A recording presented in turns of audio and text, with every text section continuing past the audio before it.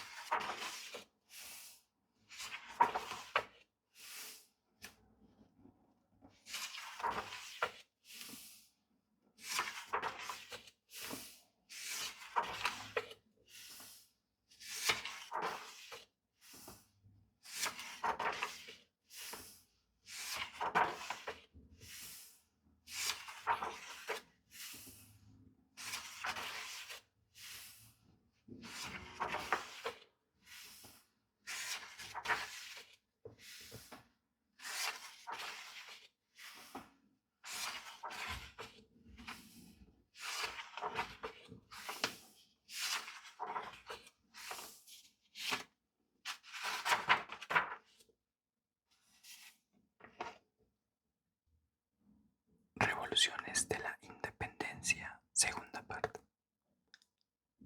Como leemos esta historia desde Colombia o desde alguna de las repúblicas que estas revoluciones crearon, pensamos que todos los sucesos van a llevar de forma inequívoca a una unidad nacional y que la independencia se gestó como un movimiento nacional. Sin embargo, no fue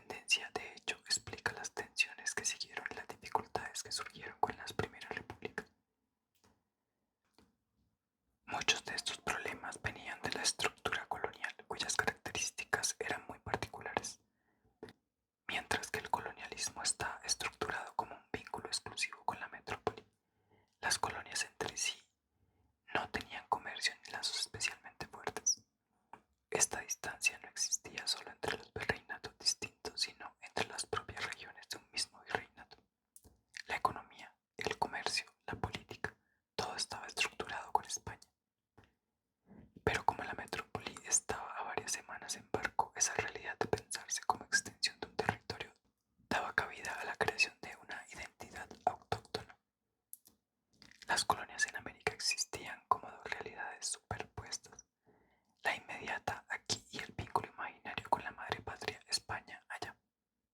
Esto daba cierto margen de autonomía a los funcionarios locales y a las élites, por lo que el control total de las colonias era más una quimera que una realidad. En ese sentido, las reformas borbónicas se hicieron para acortar esta brecha. Pero ese ataque a las autonomías regionales causó un descontento generalizado. Por eso los regionalismos en América son tan notorios.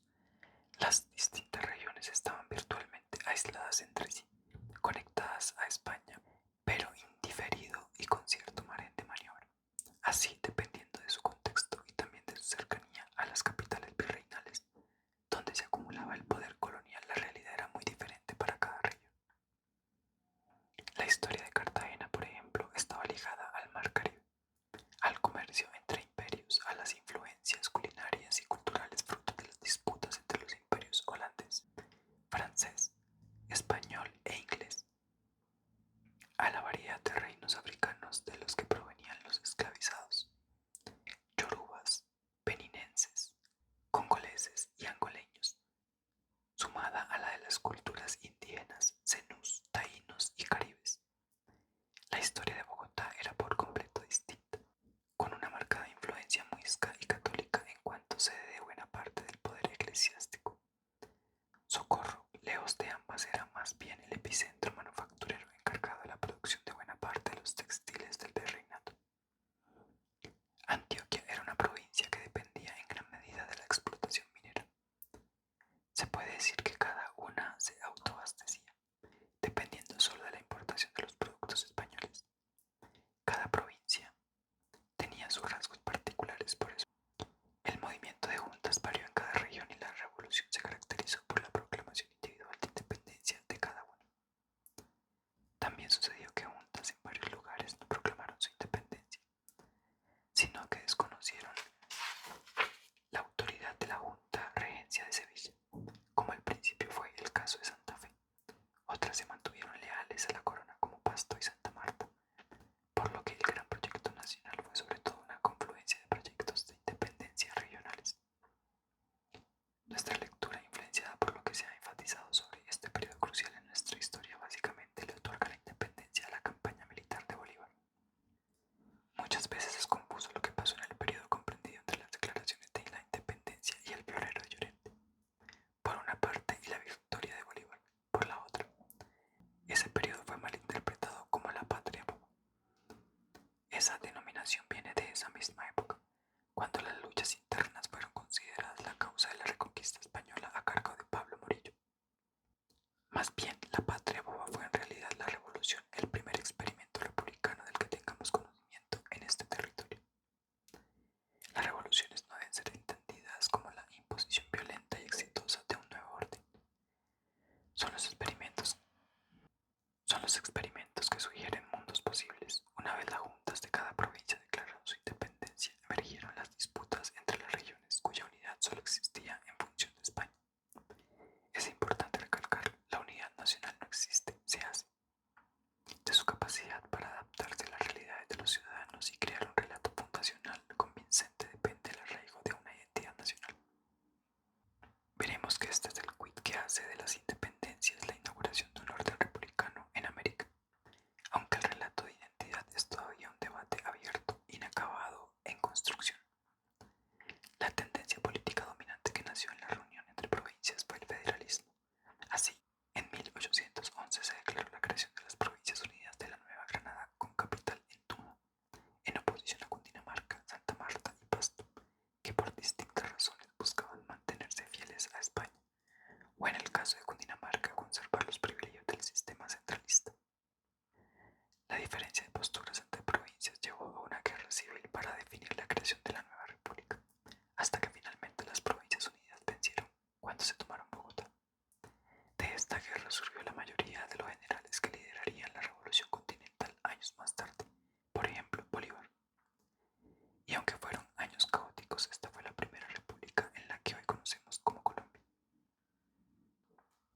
Nadie sabía qué hacer ni cómo transformar un orden colonial cuyo único punto de unión se sostenía sobre las figuras del rey y de la iglesia. Pasar a una república basada en la soberanía del pueblo articulada sobre los derechos era un cambio trascendental sin un horizonte claro. Citando una vez más a Arciniegas, mientras que en Europa había una lucha entre imperios que devino en un pacto para proteger el sistema desigual de la monarquía, en América de norte a sur se experimentaba sobre cómo crear las primeras repúblicas modernas. Durante pocos años se escribieron innumerables constituciones nacionales y provinciales. Muchas copiaban párrafos textuales de las constituciones de Filadelfia, de Haití y de la República Francesa. La abolición de la esclavitud se aprobó en las provincias 40 años de que al fin se hiciera realidad en 1851. La mayoría de las constituciones decretaron la libertad de vientre. Esta primera etapa de la revolución, que implicó la creación de una nueva realidad política, fue hecha por lo demás por estudiantes, artesanos y campesinos con el apoyo de cimarrones y esclavos liberados. En Cartagena fueron en su mayoría hombres del barrio Getsemaní quienes lideraron la revolución y la proclamaron. Artesanos y hombres libres negros. Esta fue la revolución popular y no tiene nada de bobo. Tuvo las mismas dificultades que la mayor parte de los experimentos sociales que han existido, muchos de los cuales veremos en los siguientes capítulos. En esta época se evidenciaron la necesidad de cada provincia de mantener su autonomía. El proyecto profundamente regionalista que animaba la independencia y los debates que su reencuentro lo que articula una estructura social, en este caso la corona española, llega a su fin. El periodo entre 1811 y 1814 es un abrebocas de los desafíos que tenían tanto el virreinato de Nueva Granada como la capitanía de Venezuela para crear una suerte de unidad nacional que fundara las bases de la República. Las distintas tendencias que entraron en un conflicto abierto nos recuerdan la pluralidad de pensamiento que existía en el territorio colonial. Como mencionamos, no todos apoyaron la independencia. También muchos líderes indígenas como Agustín Agualongo lucharon en nombre de la corona española, ya que el proyecto republicano no necesariamente sería mejor para los indígenas, y en efecto no lo fue. Personas esclavizadas también apoyaron la corona en dado momento, bajo la promesa de la abolición de la esclavitud. Por todo lo anterior, la creación de una república era, sin duda, un proyecto enrevesado con una variedad de intereses en juego. La revolución se estaba fraguando en distintos espacios. Había un cambio de legitimidad de la soberanía y un sentido de posibilidad de fundar un nuevo mundo. Lo más sorprendente es que esa independencia se lograra a partir de milicias improvisadas, botánicos, matemáticos y curas. La invasión liderada desde 1815 por Pablo Murillo, conocida como la Reconquista, fue cruel, rápida y sangrienta, y sometió a una república agotada por una guerra civil que no tenía la capacidad de enfrentarse a una expedición de esa magnitud. Sin embargo, no fue como si se revirtiera un proceso. La brutalidad de la campaña, de hecho, convenció a muchos de continuar apoyando la independencia, y además marcó la diferencia entre ellos y nosotros. Más que sofocar una rebelión, la Reconquista fue una invasión que se ensañó directamente con el pueblo. Cartagena duró 6 meses sitiada y alrededor de un tercio de sus habitantes murió de hambre. La mayoría de las familias acaudaladas se montaron en barcos corsarios y se fueron. La población más afectada fue la de los artesanos, los trabajadores y los esclavos, que resistieron el embate. La resistencia no la hicieron ni los criollos ni las élites, la hicieron los entonces llamados pardos, hombres libres que habían logrado un ascenso social y eran antiguos excombatientes de milicias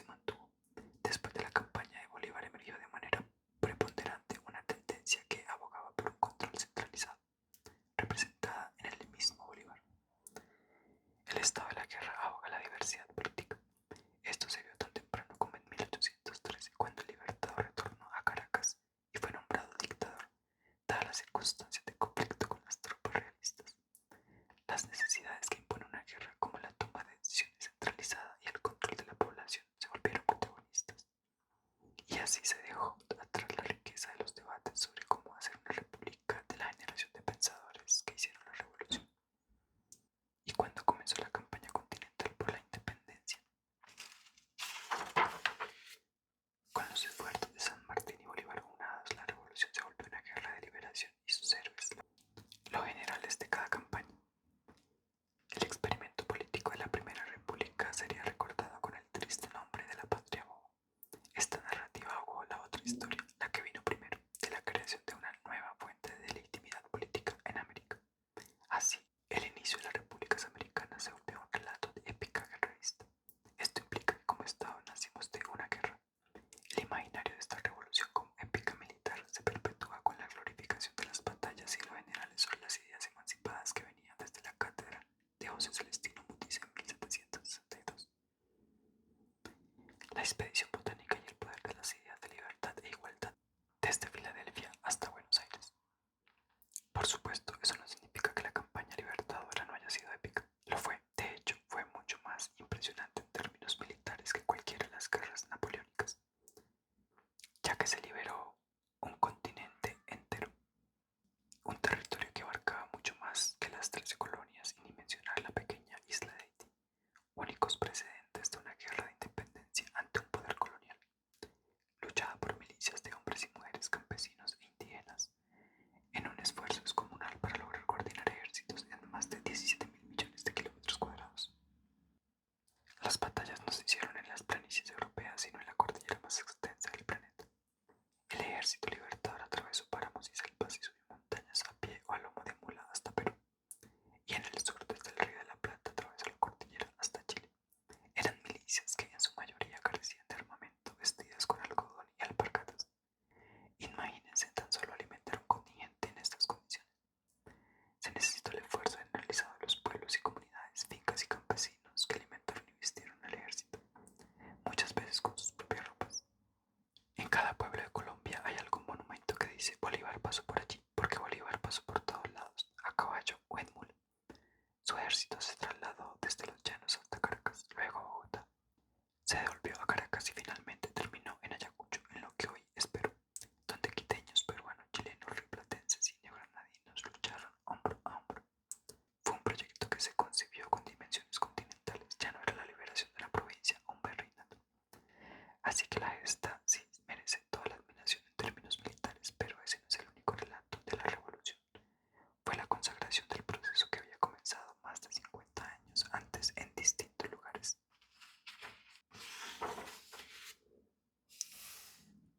En los años que siguieron a Ayacucho, las posibilidades de formar el nuevo orden republicano estaban a la orden del día. Como la independencia fue un proyecto de liberación continental, también existe un proyecto político americano. La idea que apoyaron muchos en su tiempo era crear una suerte de Estados Unidos de América Latina, proyecto con el que Francisco de Miranda había soñado en su momento y que Bolívar también intentó llevar a cabo. Lo que se pensaba era construir una unión continental, una confederación que tendría un peso sin igual en el mapa geopolítico mundial. La Gran Colombia sería una de las grandes repúblicas que harían parte de esta confederación que iría desde México hasta Argentina, y sería un modelo para el mundo. América se pensó como una gran potencia continental que le haría el mayor contrapeso a Europa, y de esta manera se protegerían efectivamente las independencias. Habría sido un gigante inigualable, con recursos inimaginables, 2 océanos, la cordillera más extensa del mundo y una fuente inagotable de riquezas. No era descabellado pensar en un orden mundial en el que América de norte a sur fuera el nuevo poder. Pues recordemos que los grandes imperios europeos perdieron en América, Inglaterra, Francia y España. Perdieron casi la totalidad de sus colonias. Sus ejércitos entrenados fueron derrotados por milicias populares y algo improvisadas. El poder colonial e imperial se destruyó en un lapso de 30 años, desde Nueva York hasta Santiago de Chile. Ya veremos más adelante cómo el orden colonial se impuso en África durante este mismo siglo, y por eso tocaría hacer otra revolución de independencia. Pero lo que se vislumbró de este lado del Atlántico era un nuevo poder mundial republicano basado en los derechos de los ciudadanos. En este contexto, donde nace el sentido original de lo que pudo ser la doctrina Monroe, con la famosa frase América para los americanos. Esta se formuló en Panamá en un congreso convocado por las nacientes repúblicas para concretar la unión política de un continente que sería el desafío más grande que los imperios europeos habrían conocido. Lastimosamente no hubo ningún consenso en el congreso, y la frase terminó significando una cruel política imperial estadounidense contra las mismas repúblicas latinoamericanas. Así Venezuela quedó bajo la protección efectiva de este país desde 1903. En este sentido, también Panamá se separó de la República de Colombia, con el auspicio de Estados Unidos, que obtuvo el monopolio de la construcción del canal, un proyecto soñado desde hacía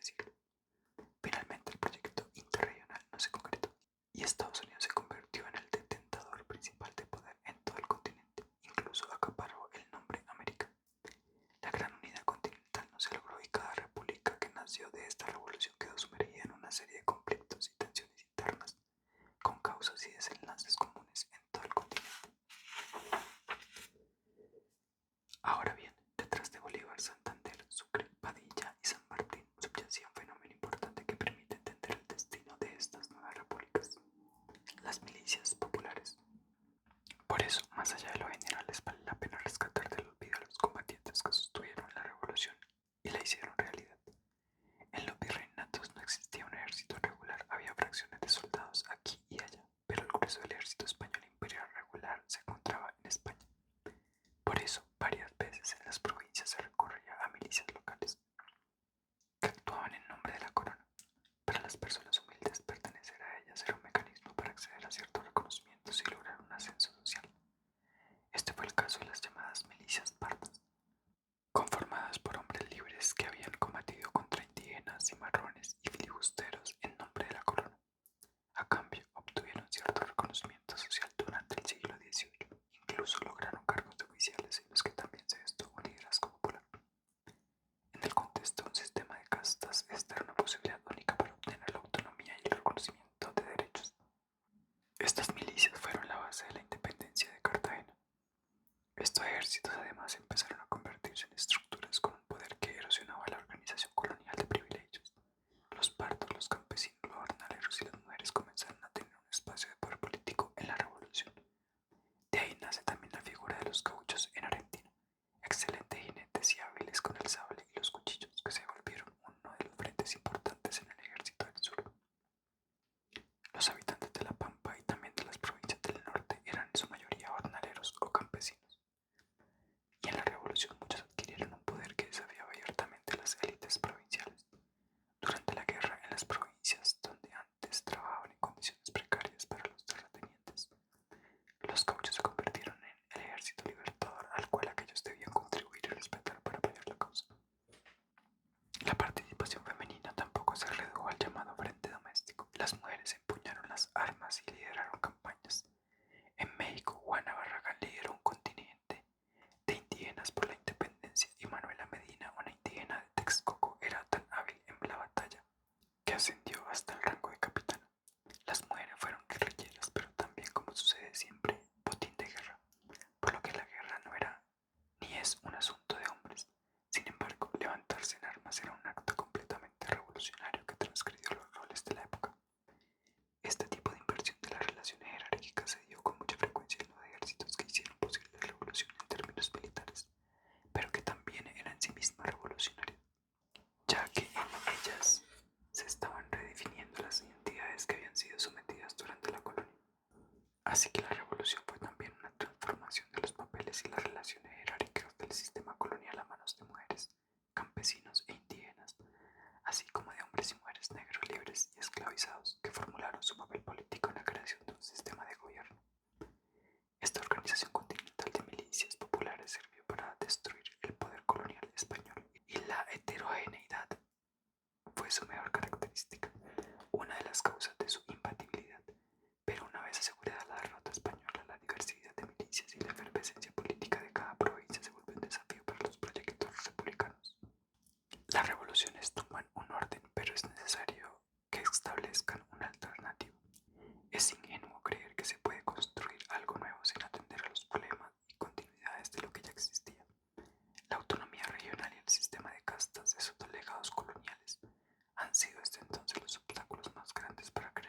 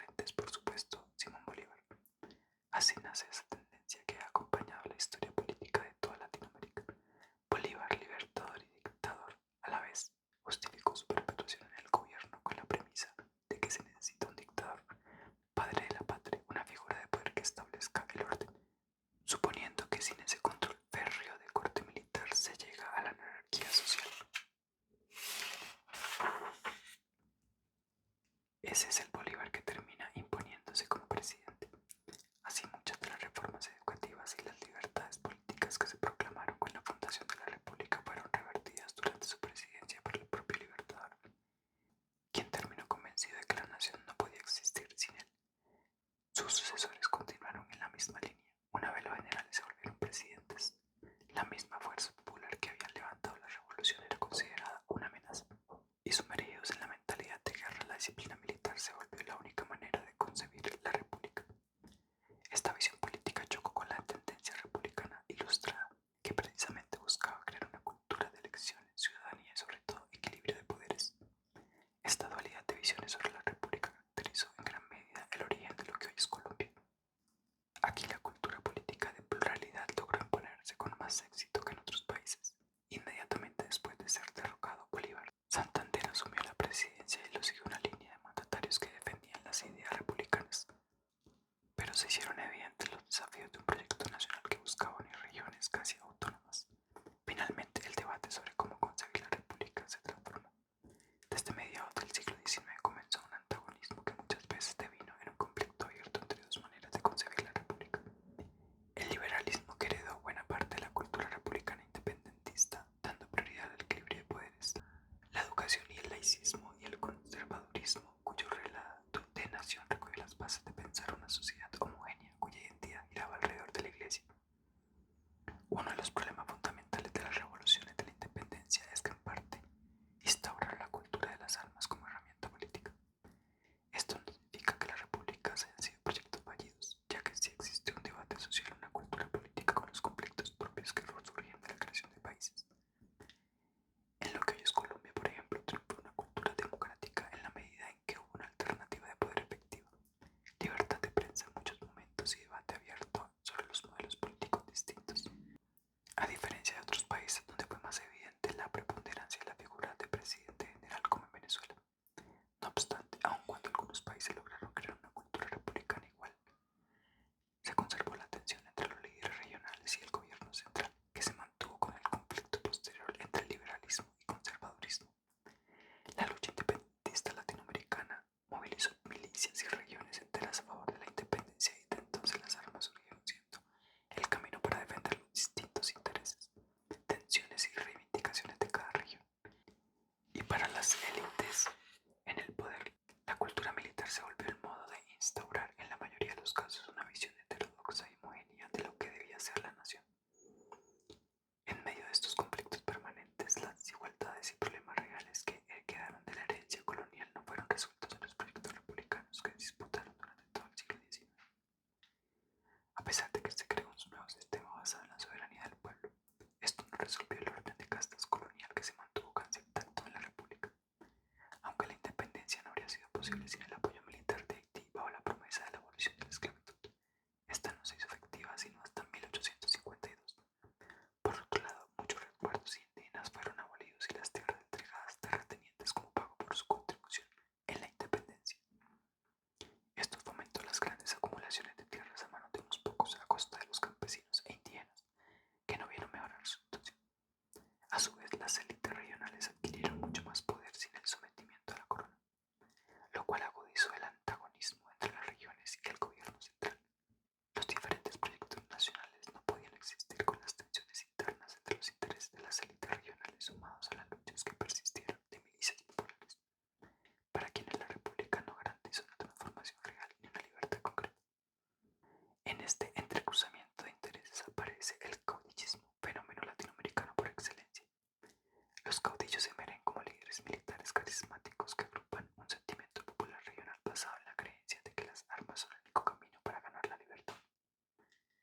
En las luchas de los caudillos se expresa claramente el conflicto de los proyectos de nación alternativos que tomaron la vía armada como una expresión política en el continente. Esto generó en guerras inacabables, en la intersección de la política nacional a través de milicias armadas y en la incapacidad de los gobiernos centrales para dar cabida a las reivindicaciones que se estaban planteando,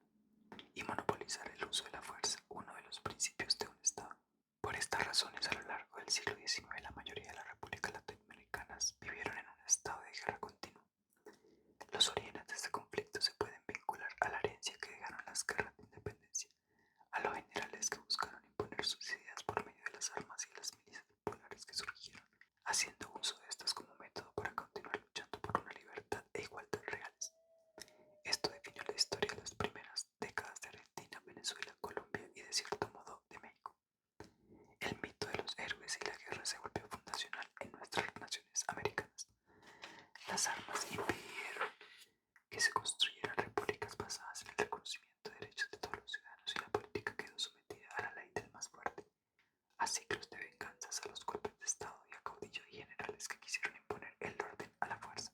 Entonces muchas veces el ejercicio político enfocó en asegurar alianzas con clanes locales, enterrando su sentido como acuerdo común sobre el destino de la república. En Colombia, esta herencia de violencia se volvió parte del relato nacional. La guerra para reivindicar causas populares y el control militar para imponer el orden se aceptaron como una vía legítima para hacer política. Así se erosionó la base para un acuerdo político común, ya que si las repúblicas se fundan sobre la idea de los derechos de los ciudadanos, las guerras atentan directamente contra estos. Y esto lo tenía muy presente Francisco de Paula Santander, cuya famosa frase sintetizó el camino que debía seguir la república para existir y librarse de la violencia. Las armas os han dado la independencia, pero solo las leyes os darán la libertad. Bolívar y Santander simbolizan dos proyectos republicanos en pugna, uno basado en un régimen personalista en busca de la unidad, el control territorial y finalmente la Iglesia como directriz del Estado, y otro fundado sobre la libertad, la constitucionalidad y los experimentos legislativos para crear un imaginario común republicano. Así, el siglo XIX en Colombia tuvo estas dos caras. Por un lado, guerras continuas con caudillos que amasaban ejércitos populares bajo diversas causas, líderes regionales que disputaban el poder central, ciclos de venganza y la política expresada en la lucha armada. Por el otro, experimentos republicanos concebidos desde la constitucionalidad con ideas vanguardistas como reformas educativas, el sufragio universal, la abolición efectiva de la esclavitud, que se logró gracias a las administraciones liberales, la libertad de prensa y la autonomía regional. Un ejemplo paradigmático de estas ideas fue el liberalismo radical, que en la Constitución del Estado de Santander de 1857 declaró que cualquiera que pisara tierras santanderianas era santanderiano, es decir, una idea de la ciudadanía abierta que aún hoy es vanguardista. Estos proyectos en pugna crearon una cultura republicana de debate sobre el destino de la sociedad, pero también se impusieron mediante las armas, y aunque el proyecto liberal recogió la bandera de la igualdad, las reformas liberales disolvieron los resguardos indígenas, la única protección cultural para los pueblos originarios de América. Estas visiones republicanas mantuvieron un relato de homogeneidad y de disputa política entre fracciones, sin atender a las desigualdades fundamentales que heredó el sistema colonial. Décadas después, la universalidad de la igualdad humana, la emancipación política y la soberanía de los ciudadanos fueron desplazadas por otro discurso global.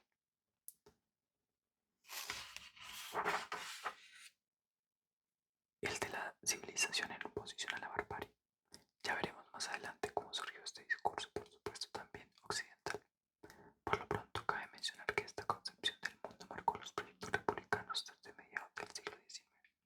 Así, las repúblicas americanas condenaron su propia identidad indígena, mestiza, criolla, mulata y afro, y priorizaron exclusivamente las formas europeas de pensamiento, economía, política, modales y estilo de vida, tomando el modelo de la industrialización como el único horizonte de cada nación.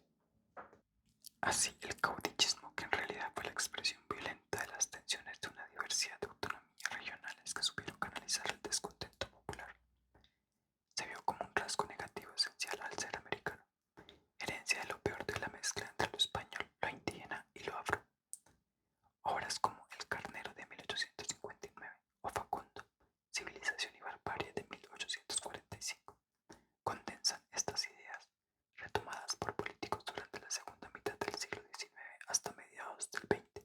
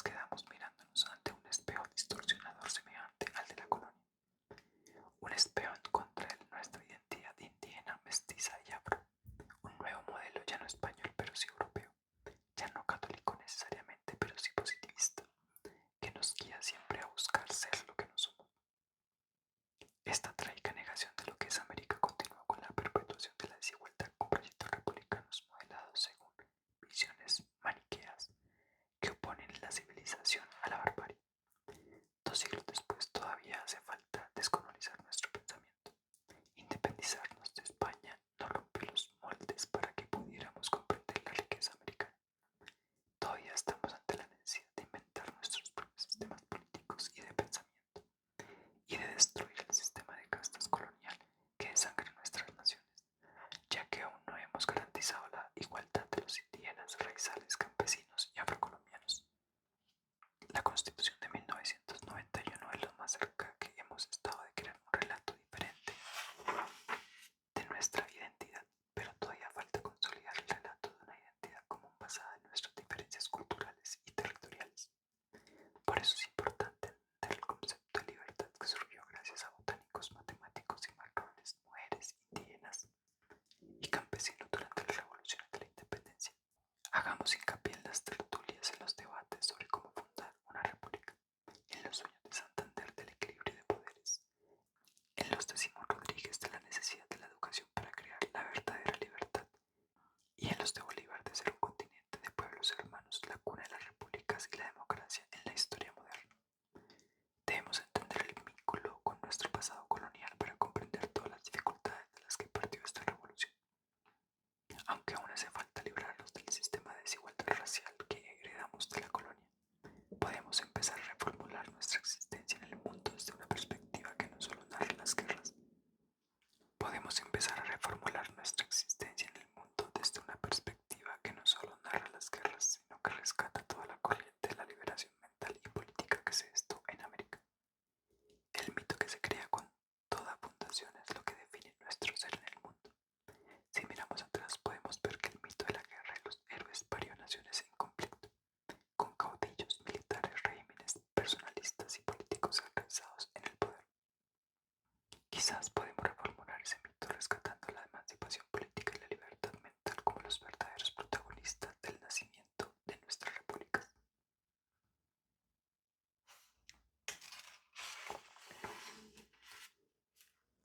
Bueno chicos, con esta lectura de las revoluciones de la independencia, damos por terminada nuestra lectura para un buen descanso y un buen dormir por la noche de hoy. Más adelante continuaremos con la revolución industrial. No olviden suscribirse